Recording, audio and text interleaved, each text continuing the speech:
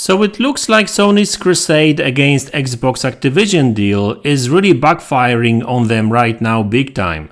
Let's look into this.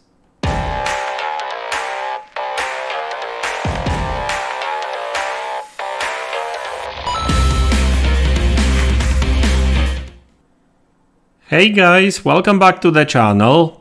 So ever since Microsoft announced that they are planning to acquire Activision Blizzard King, Sony was against that deal big time, right? And lately they were really desperate because not only CMA decided to change their opinion, the preliminary findings on the deal, and these new findings favorable for Microsoft. So CMA is kind of saying, yeah, we don't really see any problem with that deal going through. So obviously that made Sony rather mad, and Sony's CEO was even commenting lately on that, saying that that decision, or the fact that they changed that decision, the preliminary findings, is irrational. I mean, clearly Sony is not happy about that. So it looks like after your European Union, CMA is also finally getting closer to basically accepting the deal. There's still FTC proceedings going on there and the whole court case. But I think that FTC will actually approve the deal sooner or later too. So I think it's a lost cause for Sony. But obviously that doesn't stop Sony from still trying their best to block the deal, by, for example, supporting that gamers lawsuit, which I reported on yesterday.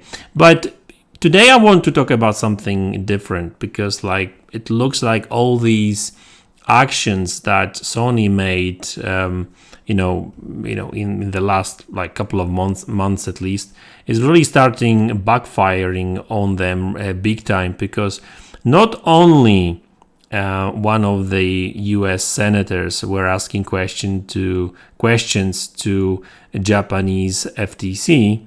They were what's going on there? What's the deal with Sony's deals with third-party publishers with regards to, game exclusives and that kind of stuff. So I'm not really sure how that actually went and whether there's been any proceedings there. But looks like US senators actually doubling down on that. And now one of the senators, I forgot his name, is asking questions directly to Sony. I'm not sure whether that was a letter or an email or something. Either way, there's official communication between this US senator and Sony's CEO. So I think he's referring to not Jim Ryan, because he's CEO of PlayStation, I think, but the guy above him. So I don't know who's really the CEO of Sony, to be honest with you. Either way, US senators are actually asking questions now. Obviously, these questions are, I don't think that Sony would like to answer really. And it's not only about asking questions, it's actually I guess a request. So this particular email was a request to deliver some sort of documents or information on the deals that Sony or PlayStation made in the past with third-party publishers and so on, right? Now, this is just a request for information, so I'm not sure how that works when it comes to whether Sony has to respond to it or not. Probably not, but I guess if they don't really cooperate, that could potentially make things even worse for them. Now, I'm not really saying that US senators can actually, I guess, harm Sony in any sort of way, really, because it's just business. And, as people say, you need two to the tango, right? So it's not only about Sony making or signing these deals with third-party publishers. These third-party publishers has to agree to it, right? So there's obviously mutual benefits on both sides, right? So it's not like Sony is benefiting from these deals. Clearly they are paying money to these publishers, so they benefit financially too. But I guess it's more about like investigating these monopolies and that kind of stuff, right? Because I guess you could say that looking from not necessarily gamer perspective, but from like other people's perspective that are sort of outside of the gaming market, these practices may not be good, may not be perceived as good. We gamers, especially console gamers, we kind of got used to these kind of practices because everyone does it, right? Or have done it in the past. I know that Xbox is kind of light on these deals these days because they are really focusing on buying studios and building Xbox Game Pass and that kind of stuff, right? But these deals actually do harm us in a way, especially like Xbox gamers, right?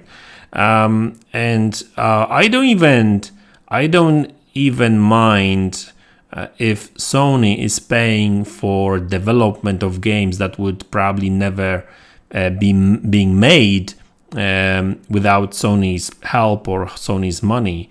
But when it comes to games that are just literally just blocked by Sony's money, or for example, even worst case, where Sony is preventing some of the publishers from publishing games in Game Pass, well, obviously that kind of sucks, really, right? Because, at the end of the day, I guess we like Game Pass, and why not? Why should we not have, more games in Game Pass, basically, right? So, and that's the thing, right? The whole deal is, I want to talk about the benefits of that deal going through as well, I guess, is I don't really look at it from, business perspective or what does it mean for Microsoft. Because to be honest with you, from Microsoft perspective, this deal is more about King than anything else. I mean, obviously Call of Duty and World of Warcraft, these are huge IPs, and Microsoft do care about these and benefits and the finances and the whole business side of things, right? They will make a ton of money on these IPs for sure. But from my own kind of selfish perspective, it's more about all these games being available in Game Pass, right? Day one, whether that's Call of Duty, which I tend to play campaigns for the most part. So that's actually good because I won't have to spend any money to play these 4 to 6 hours campaigns. But there's other games, hopefully, that, Microsoft will make or will kind of allow Activision Blizzard to make as well. Because now, obviously, this is just, this has not been officially confirmed just yet, right? But, there's been some rumors that maybe Microsoft will actually let Call of Duty to be made a little bit longer, as in not being released each year, but every other year would allow developers to focus more on quality of these games and maybe making more changes to the games. Because let's face it, most of these Call of Duty games, they are kind of same-ish. Yeah, new setting, a little bit better graphics, more maps, new maps, and that kind of stuff. And I get it. But, I remember when back in the days when Infinity Ward was working on these first Call of Duty games, these games were fresh and really something new, something that we would really wait for, and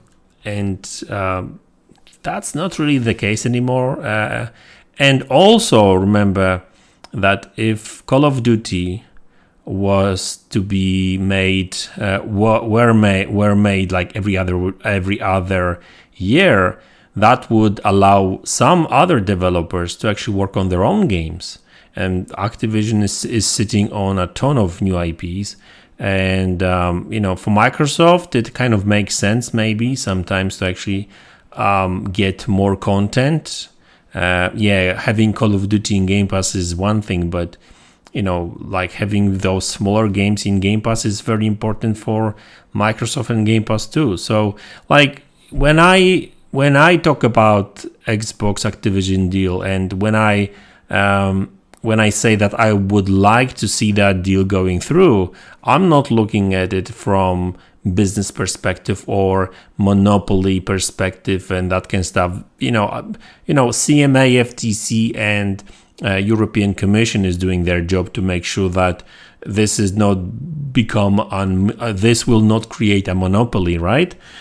So I'm sure we are covered there, but I'm just looking at it from my own perspective, gamer's perspective, Xbox Game Pass owner or subscriber. You don't own Xbox Game Pass, but subscribers' perspective, right? So like that just means more games, right? So yeah, guys. I guess these are two topics I really wanted to cover today. Yeah, Sony is really getting, backstabbed a little bit. Well, not backstabbed, but like, all these actions they made, they did in the last a year are kind of like all that. The whole crusade is really backfiring on them, and yeah, I really do hope that this deal will go through very soon. There's been some rumors about some decision being made even in April. So who knows? Like it's middle of April right now, so we may be on a brink of some new announcements, and I will make sure to cover all these new announcements on the channel. So guys, listen, that's the video. I hope you enjoyed it. If you did, don't forget to like, subscribe to the channel if you haven't already. And I will see you all in the next one. Take care.